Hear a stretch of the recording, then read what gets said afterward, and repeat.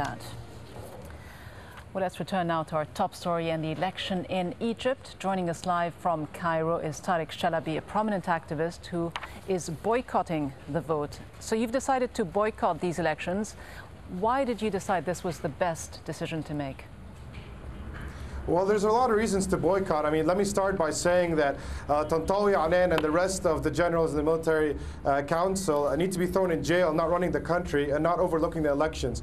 And I have decided that I don't want to collaborate with these people who have killed and tortured and imprisoned many of us and who have fooled us into collaborating with them in the referendum, for example, where we voted on some articles and then they added a whole bunch of other articles. And that's why I refuse to be part of this big play that's eventually going to land them their candidate, which they're sure is going to be protecting their interests. Well, it may not be a perfect elections, but some would argue that at least many of the people who gave their lives to make this day happen, when Egyptians can go to the voting booths and elect a president in what is hoped to be a free and transparent way, have made the ultimate sacrifice, and that by boycotting you wouldn't be doing their sacrifice any justice. What do you say to that?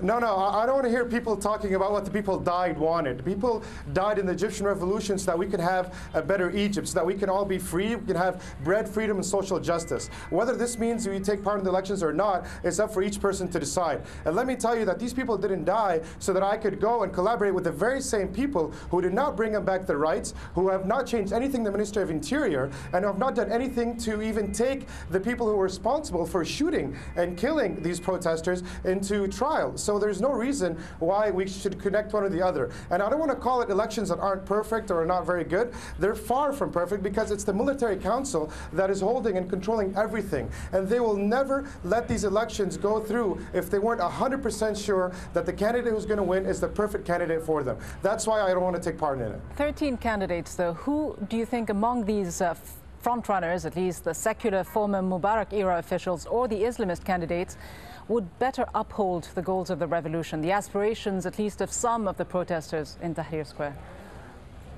Can you say that again? I'm sorry, I didn't get your question. Even though you will not be voting, who do you think among the frontrunners might better uphold some of the goals of this revolution? I think, let me say that I think Amr Moussa has already won this election. He probably won it about 6 months, 9 months ago. He's the most loyal person to the military junta, and he's also very loyal to Mubarak, and he's is an integral part of the regime. And that's why the military council, led by Tantawi Anen and all the rest who should be in jail really, are very happy to have their loyal candidate, if you will, Amr Moussa, become president. And I'm sure of that. However, the remaining positions might be up for grabs, and I expect Hamad Morsi to be second, in which case in the rerun everyone's going to be voting for Moussa in fear of Islamophobia, which is really big and it's everywhere these days, and people are going to be voting for Moussa instead. And that's why I think this whole thing is actually irrelevant.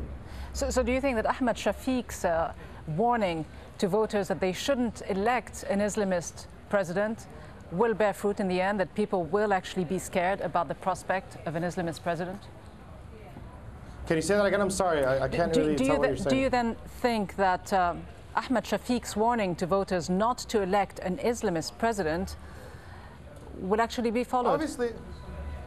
No, I don't think. I mean, Shafi is not a threat. He's nowhere near being a threat. Shafi has a very specific purpose. He's in these elections so that he could be the Fulul guy. The Fulul is the guy, the remnants of the old regime, which protects Amr Moussa. When actually we all know clearly that Amr Moussa is an integral part of Mubarak's regime, and he's an integral part of the military junta's regime, and he's the biggest traitor we could have right now, and that's why he has the biggest possibilities of winning. However, if we talk about Ahmed Shafi, well, he's trying to use a little bit of Islamophobia and play on the fact that, you know, the Islamists are coming and they're going to take over. If the military junta do not want the Islamists to come, they will not come. This is not a democracy where we choose what we want. As long as the military is there and led by SCAF, then things can't change this way. Things need to change from below. They need to change via demonstrations and via strikes and via objections in every single institution that the military controls throughout the country. And that's why I think what Shafi says is irrelevant. And some people might listen to him out of fear, but I think the majority of Egyptians are a lot smarter than that.